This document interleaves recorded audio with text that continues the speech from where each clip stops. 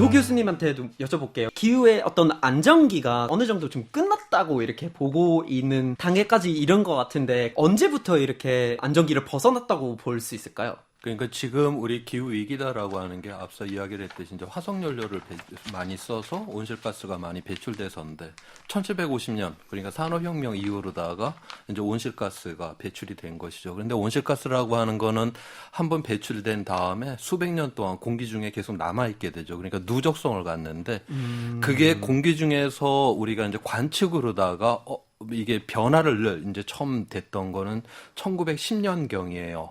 1910년경에서 계속 온도가 조금씩 올라가다가 1950년, 60년, 70년대에는 오히려 기온이 약간 떨어집니다.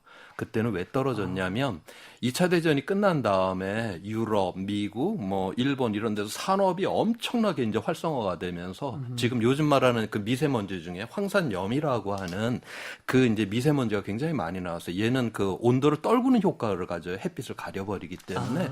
그래서 이제 그 당시에는 온도가 거의 안 올라가거나 약간 내려가는 그런 추세를 보이다가 80년대부터 본격적으로 이제 올라가기 시작을 합니다. 그러면서 지금 현재는 점점 더 명백하게 빠르게 강하게 이런 이제 변화를 보이는 이런 추세를 갖고 있고요.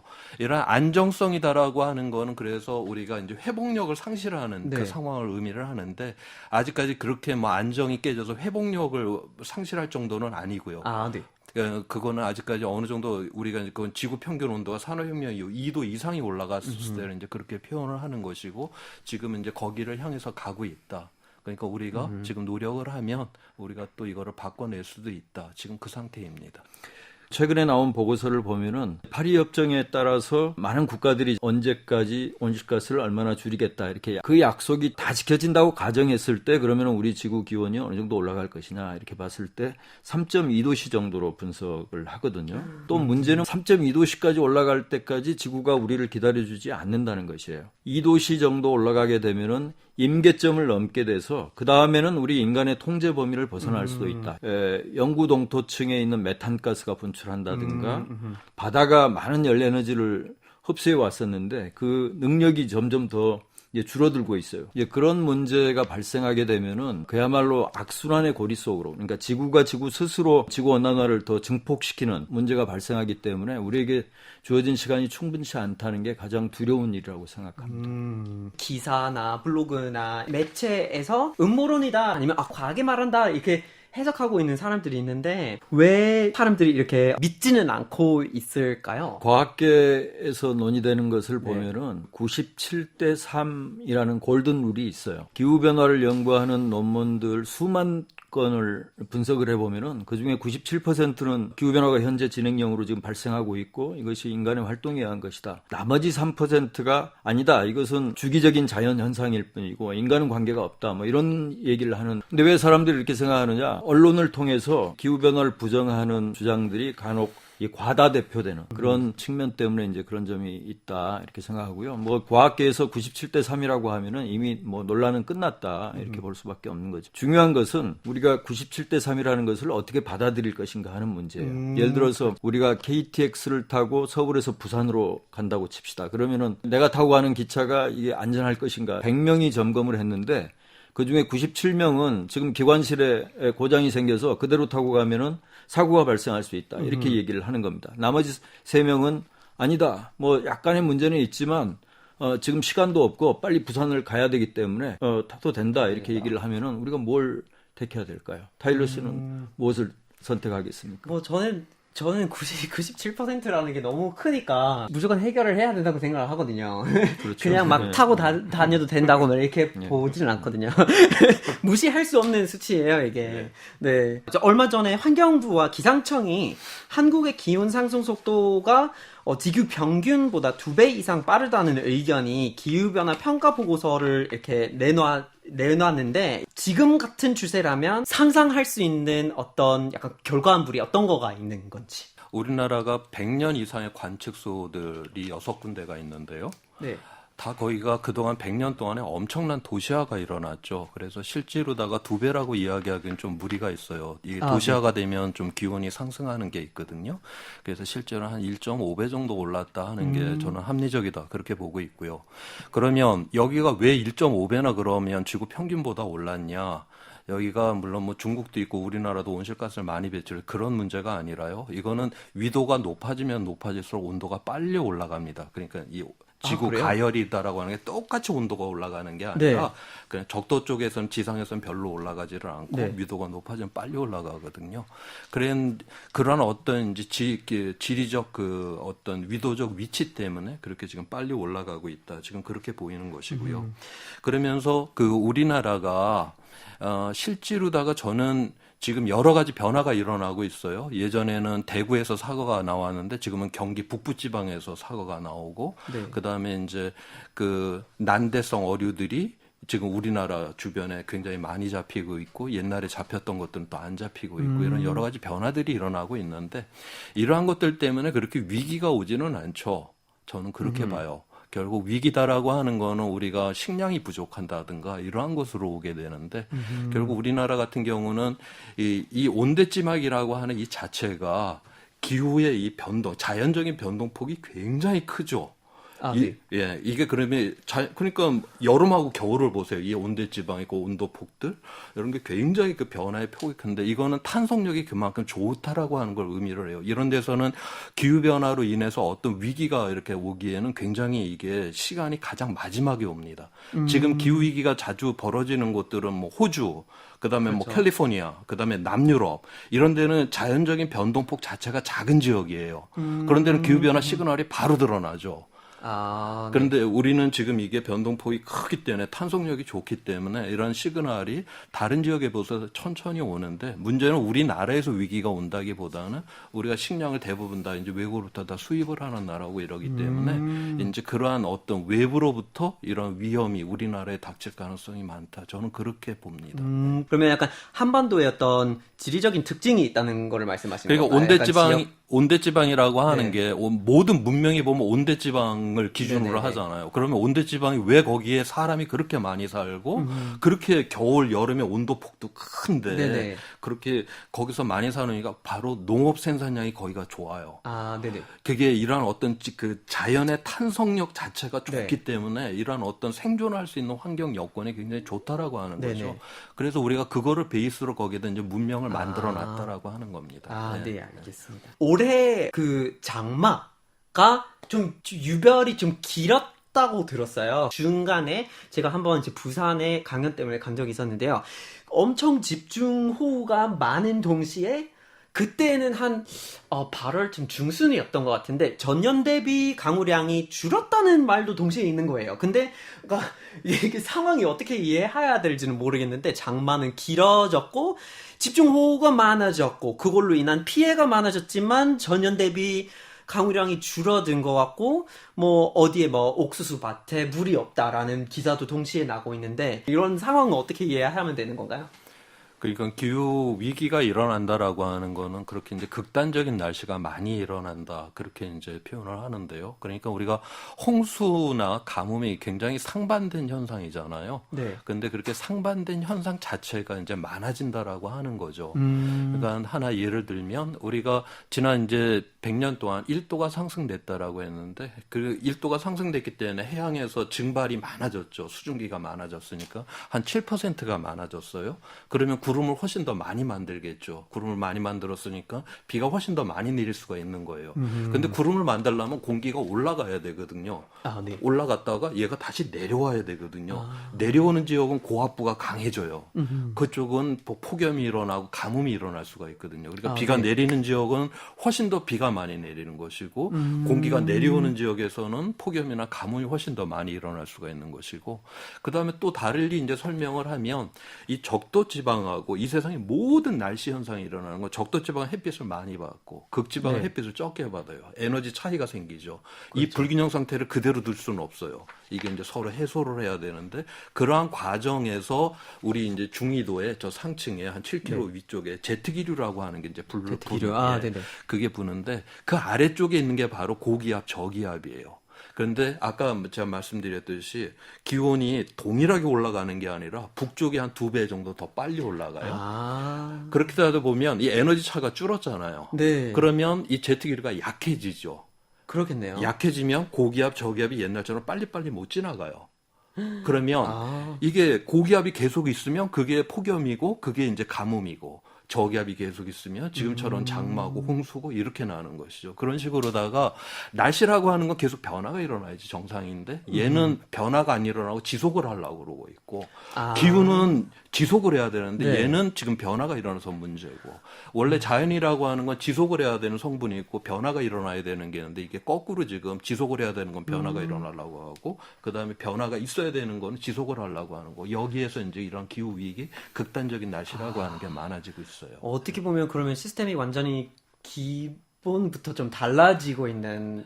그렇죠. 우리가 이렇게 볼수 지금까지 있는 거군요. 우리가 네. 만들어 온 이 문명에 네. 딱 맞춰져 있는 이 기후에서 완전히 이제 새로운 기후로다가 이제 들어가고 있다. 그렇게 아, 보면 네. 될 것 같습니다. 그래서 궁극적으로 우리 인간이 이제 온실가스를 배출해서 기후에 이렇게 영향은 미쳤는데 문제는 우리가 이거를 통제를 못 한다라고 하는 거예요. 이러한 것들이 점점 심해지면서 제어를 못 한다. 우리의 문명이. 지금까지는 그래도 제어가 가능해요. 제어는 끝나면 가능하죠. 제자리로 돌아오잖아요. 네네네. 그런데 이제 언젠가는 제어를 못하는 상황이 오겠다. 바로 그것이 이제 진짜 그게 이제 기후 위기가 되겠죠. 아, 그 전까지 꼭 네. 극복을 해야겠네요. 예. 그 세계 보건기구 WHO와 기후 변화에 관한 정부 간 협의체 IPCC라는 기관이 있는데요. 이 두 기관은 이미 오래 전부터 기후 위기로 인한 전염병의 위험을 경고하고 있었는데 현재 우리가 모두 그러면 이제 코로나19 팬데믹을 지금 겪고 있어요. 지금 이 위기 속에서 어떤 기후 위기 관련된 교훈을 찾아낼 수 있는 건가요? 지금 사태로 우리가 좀 배우고 갈 수 있는 부분들이 있다고 생각하는지 두 분의 의견 궁금합니다. 코로나19 사태를 경험하면서 우리가 배워야 하는 몇 가지가 있다고 생각합니다. 코로나19는 우리가 인수공통 감염병이라고 하죠. 그러니까 동물과 사람 간의 전염병을 서로 이제 옮기는 것인데 우리가 야생동물의 서식지를 파괴하면서 야생동물들이 자기들 그 서식지에 그렇게 머무를 수 있는 그런 기회가 다 박탈돼 버렸어요. 그러니까 야생동물들이 우리 인간이 살고 있는 그런 그 거주 공간으로 내려오게 되고 그러면서 인간과 동물들이 불필요하게 만나는 그런 기회가 더 많아진 거거든요. 근데 그 생태계 파괴의 배후에는 또 기후 위기가 있는 것이니까 두 문제의 뿌리가 같으면서도 코로나19보다 훨씬 더 큰 그 원인, 그 뿌리는 기후 위기가 아닌가 이렇게 우리가 인식할 수가 있고요. 두 번째는 코로나19 때문에 이동 제한을 하고 또 봉쇄 조치 이런 것들이 이루어지면서 우리 인간들은 굉장히 위축되고 자유를 제한받았지만 한편으로는 자연이 그 지구 곳곳에서 자연이 다시 되살아났다 하는 것을 우리가 여러 언론을 통해서 네. 보지 않았습니까? 그러니까 우리 인간이 활동을 멈추니까 자연이 되살아났다 하는 것은 우리가 그동안에 우리 지구에 살면서 얼마만큼 우리 지구에 우리 인간이 나쁜 영향을 주고 있었는가 하는 것을 우리가 다시 한번 하게 된 것이죠. 이번 코로나19의 이런 상황을 보시면서 우리가 앞으로 그 회복력을 행사하기 위해서는 뭔가 약간 배우고 갈 수 있는 부분들이 있다고 생각을 하셨는지 아니면 뭐 어떻게 보셨나요? 뭐 바이러스 한 마리에서 시작한 거 아니에요. 바이러스 이 한 마리가 우리 전체 이 문명 자체를 갖다가 흔들잖아요. 그렇죠. 그게 얼마나 우리의 이 찬란한 문명이 얼마나 허약한가를 한번 여기서 우리가 좀 생각을 해봐야 될 것 같고요. 몇십 년 전에 우리나라에서 좀 살만하다라고 하는 사람들은 1년치 그 쌀가마니를 집에 갖고 있었어요. 1년 먹을 쌀이 집에 네네. 있었고, 그 다음에 뭐 몇 달 먹을 그 김치 똑이 이렇게 있었고, 네네. 뭐 그 다음에 몇 달 먹을 그 건조 식품들이 네네. 좀 있었죠. 근데 오늘날 우리가 문명의 문명 속에서 살아가면서 이제 일주일치도 안 되는 식량을 갖고들 다들 살아가잖아요. 자, 여기서 우리가 이 거대한 이 도시가 일주일, 2주일 동안 식량, 에너지, 물이 공급이 안 되고 이 쓰레기 처리가 안 된다 생각을 해봤을 그러네요. 때 이거는 뭐 비극 중에 이런 비극이 있을 수가 없는 것이죠. 그쵸. 어떤 면에서 수십 년 전에는 몇 달을 견뎠을 거예요. 그런데 지금은 단 몇 주도 1, 2주도 이제 견딜 수 없는 우리의 찬란한 문명이 그렇게 지금 허약하다라고 하는 것이죠. 그래서 우리가 과연 이러한 지금 삶을 이러한 문명의 이러한 가속도를 계속 가는 것이 과연 정상이냐? 근본적인 우리가 성찰이 지금 필요한 시점이 바로 이 코로나19가 던지고 있다. 그리고 지금까지 우리가 인류가 지금까지 경험했던 모든 위험들은 끝이 다 났어요. 전쟁도 그랬고 우리가 미세먼지도 그거 끝나요. 그다음 뭐 며칠 하다가 끝나고 네네. 그다음에 코로나19도 이거 언젠가 이거 끝나겠죠. 금융위기 다 끝났어요. 네. 그다음에 다 회복을 하고 그 시행착오를 통해서 우리가 좀 더 나은 세상도 만들어내고 했는데 기후 위기는 본격적으로 일어났다 하면 이거는 회복력이 없는 위기예요. 그러니까 눈에 드러나기 전에 막지 않으면 우리한테 아무런 희망이 없다. 그러한 측면에서 더욱더 절박하게 우리가 이건 대응을 해야 될 필요가 있는 위기다를 갖다가 이야기를 해준다고 그렇게 생각을 합니다. 2014년 유엔은 전 세계 기아 인구의 증가 배경에 기후 위기를 지목했고 지난해 9월 기후 위기 영향을 요약한 네이처에서 역시 기후위기는 식량 생산의 변화를 가져올 거라고 경고를 했어요. 그러니까 기후위기하고 기아현상, 그리고 식량 생산의 어떤 문제가 다 연결이 되어 있다고 얘기를 하고 있는데 점점 심각해지고 있는 이 식량 안보 문제에 대해서 두 분이 어떻게 생각하시나요? 특히 우리나라는 식량 자급률, 특히 뭐 곡물 자급률 같은 경우는 23% 정도밖에 되지 않습니다. 우리가 쌀은 자급하고 있지만 밀 같은 경우는 자급률이 1%밖에 되지 않아요. 그렇기 때문에 평상시에는 우리가 아무런 문제 없이 뭐 외국에서 농산물을 구입해서 먹고 살 수 있지만 만약에 농산물을 생산하는 그 국가에서 갑자기 농산물 수출을 금지한다. 자국민들을 먼저 먹여야 되기 때문에 이제 그런 경우에는 우리가 농작물을 어디서 구하기가 어려운, 또 구한다 하더라도 굉장히 많은 비용을 지불할 수밖에 없는 이제 그런 상황이거든요. 그래서 우리가 지금이라도 가장 먼저 에너지 자립 또 식량 자급 문제에 대해서 더 많은 관심을 갖고 또 우리 국정에도 최우선 과제가 되지 않나 이렇게 생각합니다. 이제 우리의 그 인류의 조건을 한번 봐야 되는데 지금 현재 77억, 78억의 인구가 2050년경이면은 100억까지 갈 거다. 지금 그렇게 예상을 하고 있고요. 그 다음에 지금 이제 뭐 중국이라든가 뭐 인도라든가 베트남 이러한 나라들이 굉장히 이제 경제 부흥을 지금 하고 있죠. 그러면서 중산층이 전 세계적으로 엄청나게 늘어나고 있어요. 그러겠네요. 그리고 이렇게 중산층이 늘어난다라고 하는 거는 식량에 대한 요구가 굉장히 많아진다라는 걸 또 의미를 하는 것이거든요. 그러면 이 식량을 그러면 100억을 먹이고 그 더 잘 살게 돼서 더 먹고자 하는 이러한 욕망을 과연 채워줄 수가 있느냐 이 지구가 왠지 그렇지 않다라고 하는 거예요. 지금 현재 지금 현재 이제 그 식량에 대한 예측을 이제 보게 되면 IPCC 지난 이제 5차 보고서 정부 간 기후변화 협의체 유엔의 이제 IPCC에서 이제 그 전망한 그거를 보게 되면 지금 현재 배출량 우리가 온실가스 배출량을 유지를 하게 되면 2030년 정도까지는 그럭저럭 유지를 하는데 현재 그 생산량을 2030년경부터는 본격적으로 식량이 줄어들 거다라고 보고 있어요. 그러니까 식량에 대한 요구는 훨씬 더 이제 커지는데 실제로 식량 자체는 줄어드는 과연 동시에 그러니까 이제 이러한 상황에서 이제 전 세계가 과연 안전할 수 있는가? 이러한 어떤 위기 속에 이제 우리가 이제 들어가게 될 것이다. 이제 그렇게 보는 것이죠. 그러니까 수요 공급으로 보면 수요가 엄청나게 오르는데 공급은 떨어지고 있는 상황이 된다는 거예요. 그게 이제 보통 2030년경부터는 본격적으로 그러한 상황에 들어갈 것이다. 지금 그렇게 보고 있습니다. 만약 우리가 여기에 본격적으로 대응을 해주지 않게 된다라고. 굉장히 우려스럽네요. 예. 국제적인 갈등이 굉장할 것 같다는 생각이 들더라고요. 환경 난민이라는 표현도 나올 정도고 시리아 난민이 그렇게 큰 규모로 발생할 수 있었던 이유 중에 하나가 이제 기후 문제가 있다고 하는데 혹시 이 부분에 대해서 말씀을 해주실 수 있는 게 있나요?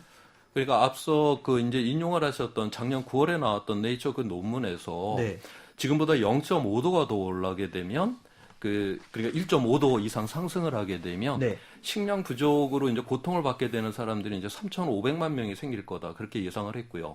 그 다음에 거기서 0.5도가 더 올라서 이제 2도 이상이 되게 되면 네. 자그마치 10배 이상이 되게 됩니다. 3억 6천만 명이 이제 그 고통을 받게 될 것이다. 그렇게 이야기를 하고 있고, 그 네이처 논문에서 또 뭐를 이야기를 하냐면, 그로 인해 갖고 우리가 이제 해수면이 올라와서 이제 그 땅을 잃게 되는 사람, 이런 거 포함을 하고, 기근으로 이제 땅을 떠나야 되는 사람들, 이런 거를 보았을 때 지금보다 0.5도가 더 오르게 되면 한 1억 명 정도가 난민이 될 가능성이 있다라고 이렇게 몇 보고. 명이요?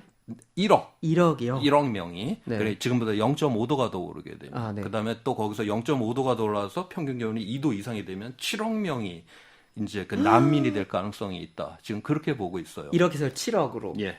그러면 과연 1억, 7억의 그 난민을 지금 이 지구 전 세계에 그런 어떤 이런 그 정치적 이런 메커니즘이 과연 이거를 감당을 해낼 수가 있느냐. 그 예가 바로 이제 실제로 벌어졌던 게 시리아 난민의 이야기죠. 앞서 이제 이야기를 하셨듯이 그게 러시아에서 그 한 달 동안 그 이제 가뭄이 일어나갖고 네. 근데 그게 딱 그 지역이에요. 밀 생산 지역이에요. 러시아가 밀을 수출하는 나라인데 네. 2010년도에 자기네 나라에 이제 가뭄이 엄청 들었죠. 그러니까 밀 수출을 중단을 합니다. 그러자마자 밀가루 가격이 두세 달 사이에 60~70%가 확 올라버렸어요. 그래서 2010년도에 뭐 튀니지, 리비아, 이집트에서 아랍의 봄이라고 그러죠. 아랍 국가 전체가 다 이제 그 폭동이 일어나는데 그거는 밀가루 가격이 폭등이 됐기 때문에 사회적인 폭동이 일어난 것이죠. 그 중에서 이제 그 시리아가 훨씬 더 이제 고통스러웠던 이유는 시리아가 1990년대까지만 해도 자급자족을 했던 나라예요. 네. 그런데 2007년도부터 이제 가뭄이 계속 들었습니다. 안 그래도 막 너무너무 살기가 지금 어려운 네. 상황이었는데 그때 거기에 이제 밀가루가 60~70%가 올라가게 되니까 결국 내전이 일어나게 되는 거고 IS라는 극렬 분자가 이제 준동을 하게 되는 거고 결국 먹을 것도 없는데 옆에서 포탄은 터지고 총알은 왔다 갔다 해. 그러면 그게 자기 땅을 떠날 수밖에 없는 것이죠. 그래서 그러네요. 난민이 되는 것이고 그럼 난민이 되었을 때 가급적 좋은 땅을 향해서 가야 되는데 그러다 보니까 유럽을 향해서 가야 되는 거고 유럽 입장에서는 피부색도 틀리고 말도 틀리고 종교도 틀린 사람이 자기 국경을 넘어와 그러니까 국가 안보 문제로 이제 보게 그렇죠. 되는 것이고 이러다 보니까 굉장히 그때 그게 비참했죠. 시리아 난민의 문제가 그 당시 뭐 이태리 그 해안에서 그 2살짜리 소년의 그렇죠. 익세체가 떠오르고 굉장히 불쌍했잖아요. 그래서 네. 이제 유럽 연합 차원에서는 야 이건 너무 불쌍하다. 각 나라 그럼 몇만 명씩 좀 수용을 해주자 이렇게 약속을 했어요. 그랬더니 또 영국은 우리가 저거 받아줄 수 없어. 브렉시트를 네. 하는 이유 중에 하나가 국경을 봉쇄하겠다라고 하는 그렇죠. 그거로다가 된 거 아니에요. 결국 2010년도에 러시아에 있었던 가뭄이라고 하는 게 엉뚱하게 시리아의 문제가 됐고 그것이 다시 지금 유럽의 문제가 됐고 그렇죠. 아직까지 해결이 되고 있지 않잖아요. 그러네요. 자, 그런데 그러면 도대체 시리아 난민이 몇 명이길래 400만 명이에요. 400만 명도 지금 국제 질서가 그걸 해결을 할 수 없어요. 지금 능력이 안 되는데 아까 0.5도가 더 올라서 1억 명 1억. 정도의 난민, 그 다음에 거기에 0.5도가 더 올라서 7억 명에 그렇게 돼서 이 전 세계 그 어떤 국제 정세의 그런 불안정성이다라고 하는 거는 상상을 못하는 상황으로 들어간다라고. 상상할 수가 예. 없네요.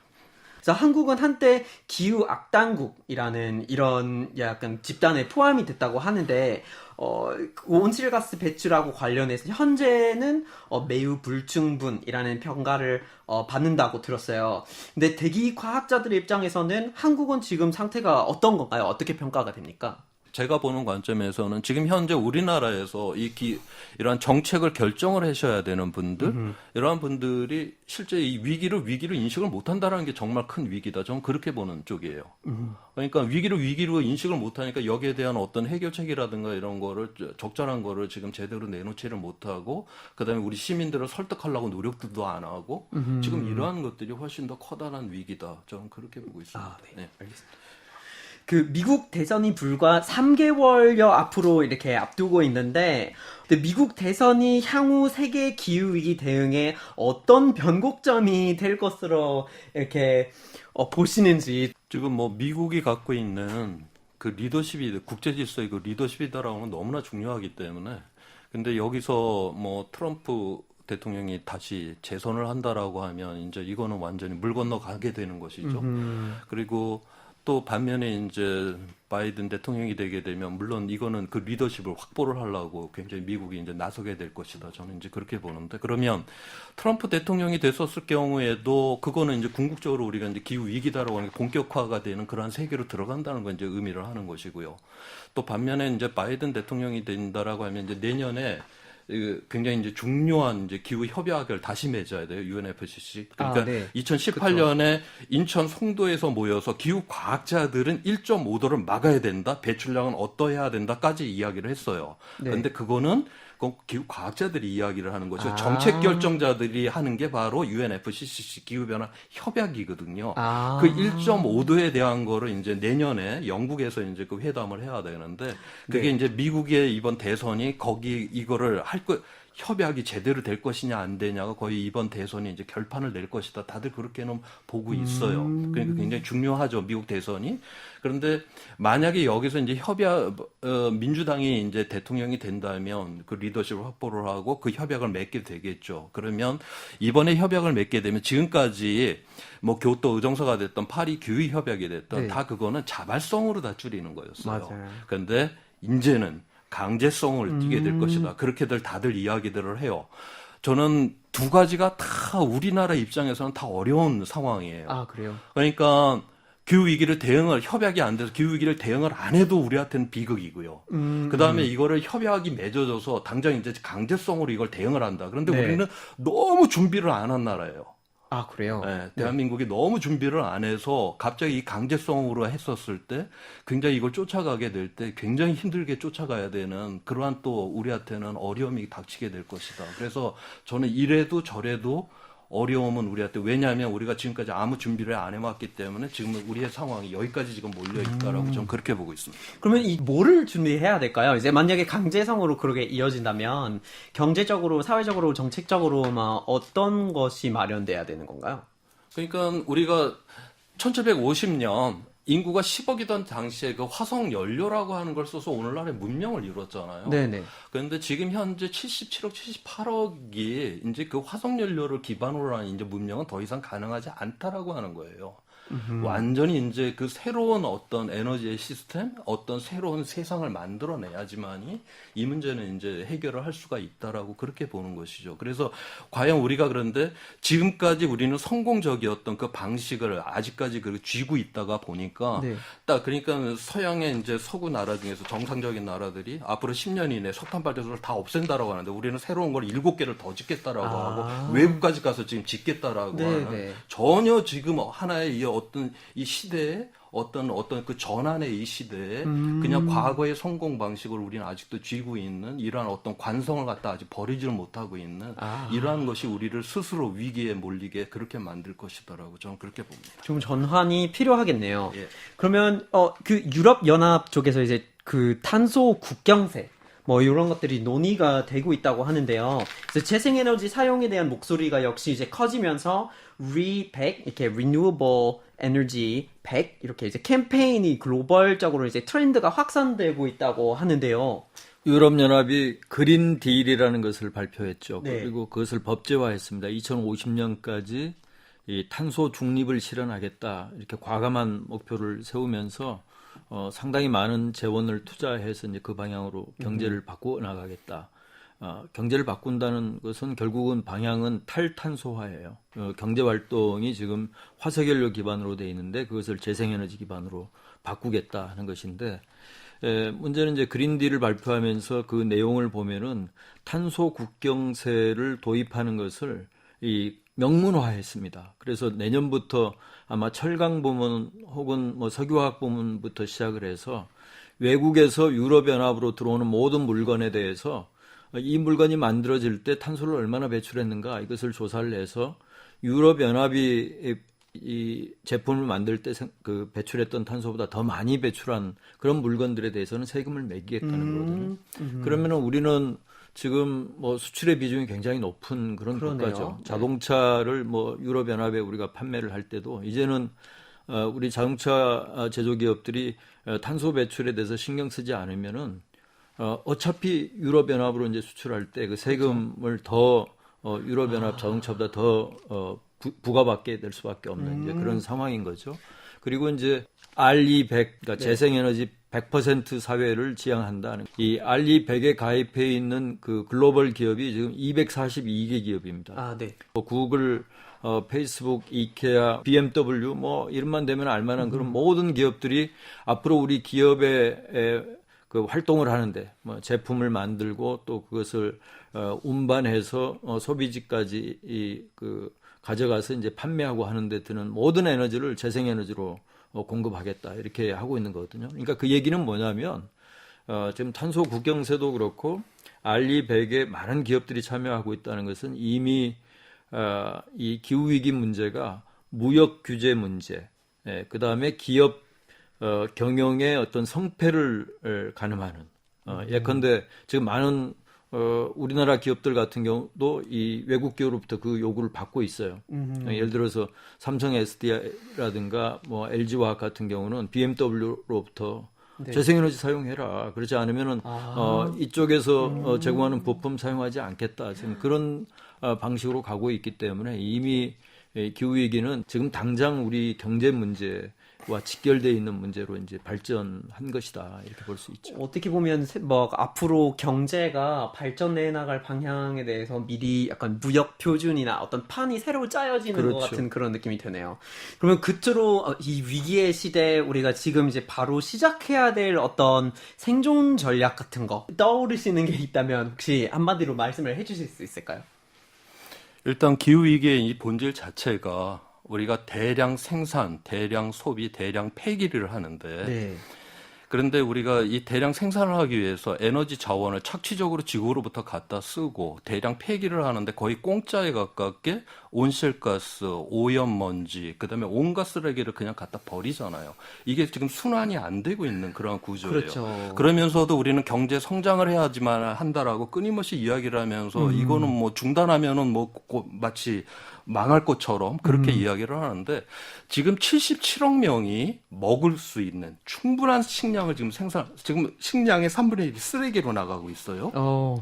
그 다음에 쌓이는 저 쓰레기를 보세요. 우리가 이 물건도 어마어마 77억 명이 충분히 쓸 물건 이상을 지금 생산을 해요. 그래도 성장을 해야 된다라고 지금 정치가들은 이야기를 하죠. 저는 이 말에 우리가 속으면 안 된다라고 생각을 합니다.